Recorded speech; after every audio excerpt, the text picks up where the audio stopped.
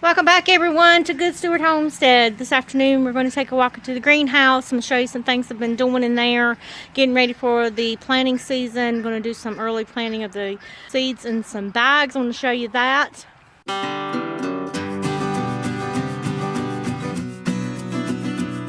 We have lights. Yep. Just finishing up. Let's see if they work.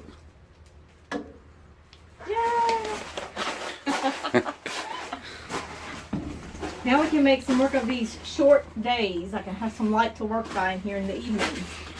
I put a GFCI outlet up there. Anyway, just want to say a couple words about that. You may have seen these in your bathroom or your kitchen. Anytime you're outside, and we are kind of outside, we're in the greenhouse, but we're on the ground. You want to have one of these GFCI outlets because it monitors the current coming out versus the current coming back. And if it's off by as little as 5 milliamps, it's like 5,000th of an amp, it'll trip it. It'll interrupt the circuit and you won't get shocked. So it's very important to have one of those in there. And the way you test it, you have this reset button. It's important to test these every now and then. You have a reset button here. When I push it, that light should go out. So the current's been interrupted. And then I reset it, it comes back on. So anyway, it's real important to have that. But I'm just finishing up wiring it up. We have lights, we have a receptacle, and we're gonna be ordering a fan also because it gets really hot in here. We've seen it as high as 103 degrees, I think, one day on one of the warmer days. We're going to be putting an exhaust fan out the back here. I'll be cutting this and sticking an exhaust fan here. Then we're going to put a couple of vents at the front also. So one of the reasons we're in the greenhouse now is because we were challenged to list three goals for our homestead in this new year, 2020. And I think one of the first goals is to get this greenhouse up and running, to get our plants going, get our seeds started. And I hadn't even seen this until today, but it looks like you've already started. Well, I've started the bags anyway. I don't know if you can see behind us here. I've got some on the shelves. I got this idea from Jessica Sowers of Roots and Refuge Farm. In her greenhouse, she actually has some of these bags already growing, and she plants like greens in it, microgreens, any kind of your leafy vegetables that grow in an abundance. I don't have anything in these right now because when I put these bags in here, the soil was really cold, and so I wanted to give it a few days to kind of air out and let the sun warm the soil so that the seeds will have a better chance of germinating. This is also an experiment because we're always told you can't use old seeds. Never let somebody tell you can't do something. Always try. If you tell me I can't do it, then I'm going to show you I can. Well, I don't know if it's going to work, but I'm going to try it because I've got tons of seeds and they are probably about 3 to 4 years old. So they're past what most people would say would be the prime planting time for a seed. I'm going to test some of those in a inside germination kind of test to see if I'm going to have some success getting these seeds to germinate, and then I'm going to use this soil to try to get some of those seeds to grow. And I'm hoping I'll be successful in that I'm not having all these seeds just go to waste. So that'll get us a jump start at least on getting things like radishes and lettuces, things that we can grow in abundance just within this. Now, you might be thinking, well, how are those bags going to drain? Well, before I cut the top side of them, I poked holes all through the bottoms of these bags so that they would have drainage.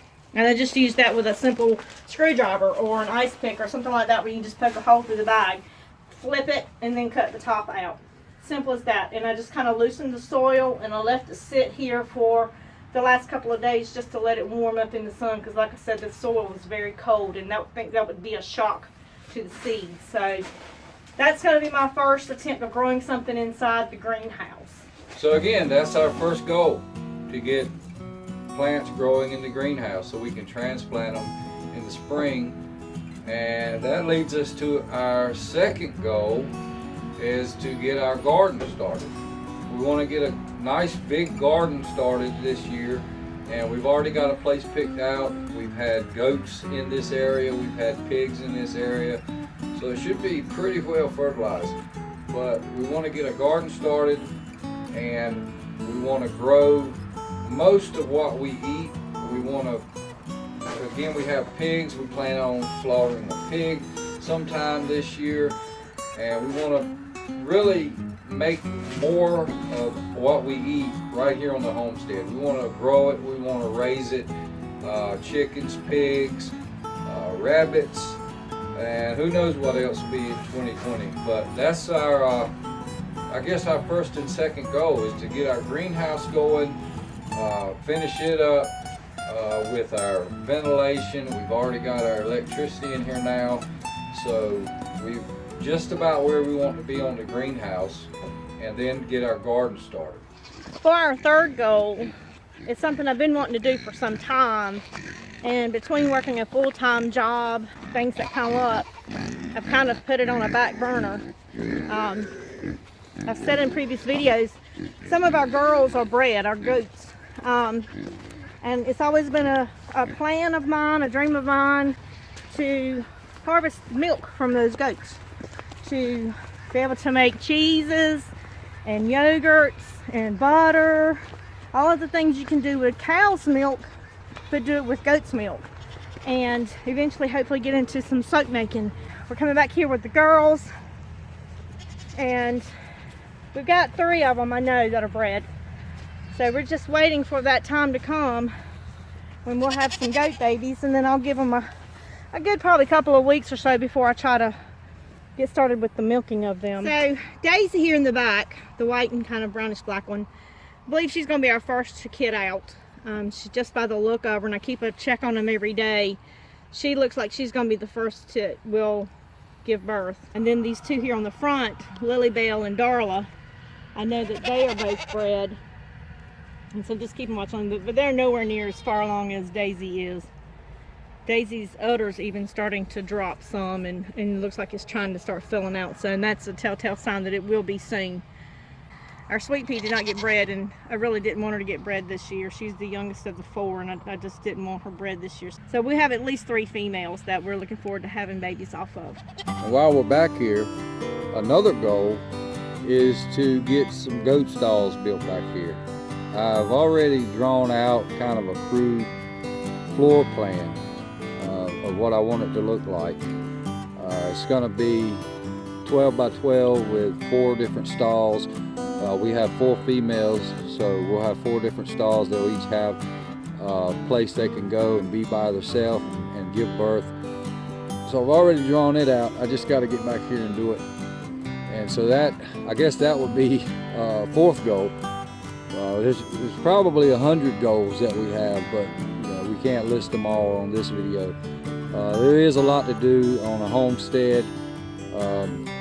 There's always something going on. There's always a build happening. There's always animals to tend to. Hopefully we can achieve these 3 or 4 and call it a successful year. There's always going to be something to do on homestead if you're trying to keep it up. So, but it's good to have goals. That way you know you're progressing to another level. Yeah, as self-sufficient as possible. There are certain things, I guess, that you're always gonna kind of have to buy. But as far as food and other things, you can eventually get to where you make all that yourself. So that's what we're striving for, to get as self-sufficient as possible and know where our food is coming from. We'd like to thank Josh and Jordan for calling us out and having us think about our goals at the first of the new year. Okay, for the 3 homestead/farms we're going to call out on this challenge, The first is Kirsten and Christopher Elks of Elks Family Farm of Ayden, North Carolina. The second will be Lynn and Grace Hale from Oak City, North Carolina.